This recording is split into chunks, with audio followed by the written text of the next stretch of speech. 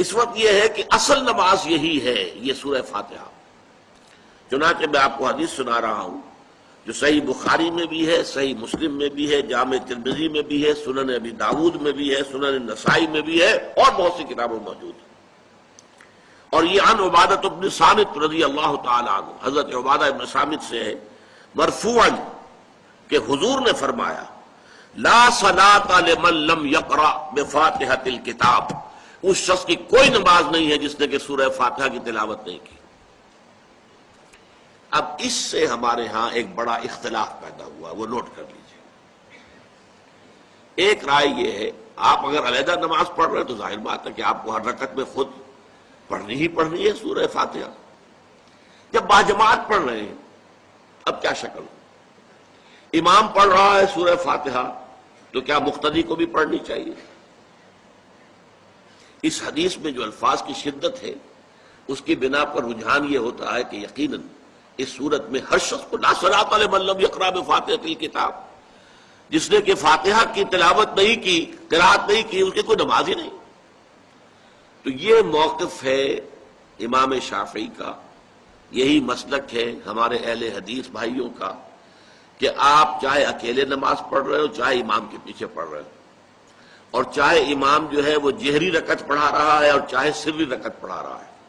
خاموشی والی رکعت سورہ آپ کو معلوم ہے کہ نماز جو ظہر اور عصر کی ہے تو چاروں رکعتیں جو ہے وہ سری ہیں، مغرب کے اندر آ کر دو جہری ہیں ایک سری ہے، عشاء میں آ کر دو جہری ہیں دو سری ہیں، سورہ اور نماز فجر کے اندر دونوں جو ہیں وہ جہری ہیں۔ تو چاہے جہری ہو چاہے سری ہو، آپ کو بھی لازماً جو مقتدی ہے اسے بھی سورہ فاتحہ پڑھنی ہوگی۔ اب اس کے لیے انہوں نے یہ طریقہ جو ہے تلقین کیا ہے کہ امام تیزی سے نہ پڑھے، رک رک کر پڑھے الحمدللہ رب العالمین، اس کے بعد اتنا وقفہ دے دے کہ جو مقتدی ہے وہ بھی کہہ لے اپنے دل میں یا اب پڑھ لے الحمدللہ رب العالمین الرحمن الرحیم۔ تو یہ رک رک کر پڑھنا، خاص طور پر اگر آپ کو موقع ہوا ہو کسی اہل حدیث امام کی امامت میں نماز ادا کرنے کا تو آپ دیکھیں گے کہ بڑا فرق ہے۔ ہمارے جو حنفی امام الحمدللہ رب العالمین الرحمن الرحیم مالک یوم الدین ایاک نعبد و ایاک نستعین، چار آیتیں جو ہیں وہ بھی ایک ساتھ میں پڑھ جائیں گے، لیکن یہ کہ عام طور پر جو اہل حدیث حضرات ہیں وہ رک رک کر ٹھہر ٹھہر کر پڑھتے ہیں، ترتیل کے انداز میں پڑھتے ہیں۔ یا پھر دوسری شکل انہوں نے ایک اور کی ہے، یہ آپ سعودی عرب میں جب کبھی نماز پڑھیں گے اور آپ پڑھی ہو آپ نے تو وہاں آپ دیکھیں گے کہ امام جو ہے وہ سورہ فاتحہ پڑھنے کے بعد کوئی 1 منٹ جو ہے خاموش رہتا ہے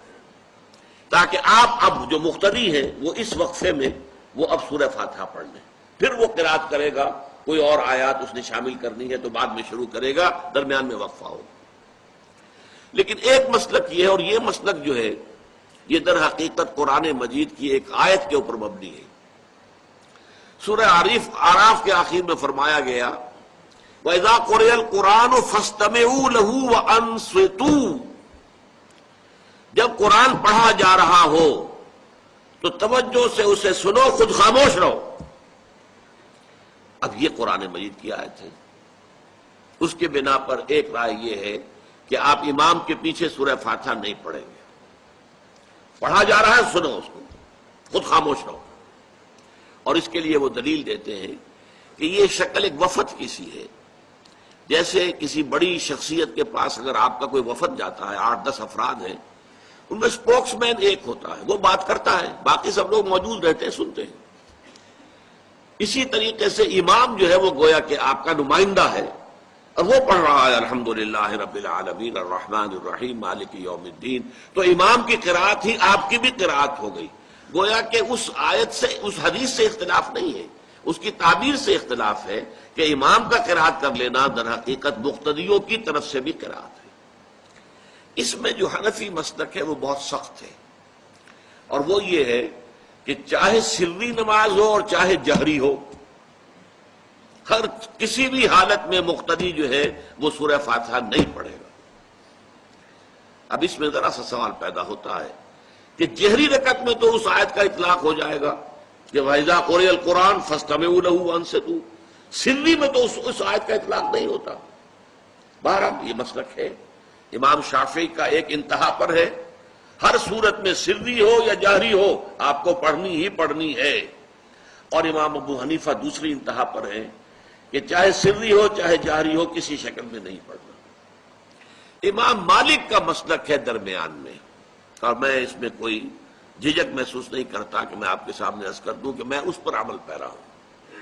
وہ کیا ہے؟ جہری نماز میں خاموش رہو اور سنو۔ اس آیت کا اطلاق ہو جائے گا جب بلند آواز سے پڑھ رہا ہے امام تو پوری توجہ، فاستمعوا لہ، اپنی پوری توجہ کو اس کے سننے کے اوپر مرکوز کر دو اور خود خاموش رہو۔ سری رکعت میں البتہ جبکہ وہ بھی خاموشی سے پڑھ رہا ہے، آپ بھی خاموشی سے پڑھ رہے ہیں۔ بہرحال ان چیزوں میں میں نے یہ سب کچھ بیان کیا ہے تو اس سے جو میرا مقصود ہے وہ یہ ہے کہ معلوم ہو جائے کہ اس میں کوئی بڑی بنیادی بات نہیں ہے، نہ یہ کہ جو حنفی ہیں وہ اس حدیث کا انکار کرتے ہوں کہ لا صلاۃ لمن لم یقرأ بفاتحۃ الکتاب، کیسے وہ انکار کریں گے، اور نہ ہی کوئی جو حنبلی ہے یا اہل حدیث ہے وہ قرآن کی اس آیت کا اختلاف سے جو ہے وہ اختلاف کر سکتا ہے کہ اذا قرئ القرآن فاستمعوا لہ وانصتوا، لیکن یہ کہ اس کے پھر اس سے جو احکام کا استنباط ہے اس میں اختلاف ہو جاتا ہے، تو اس کو نہیں سمجھنا چاہیے کہ یہ کوئی بہت بڑی اہمیت والی بات ہے۔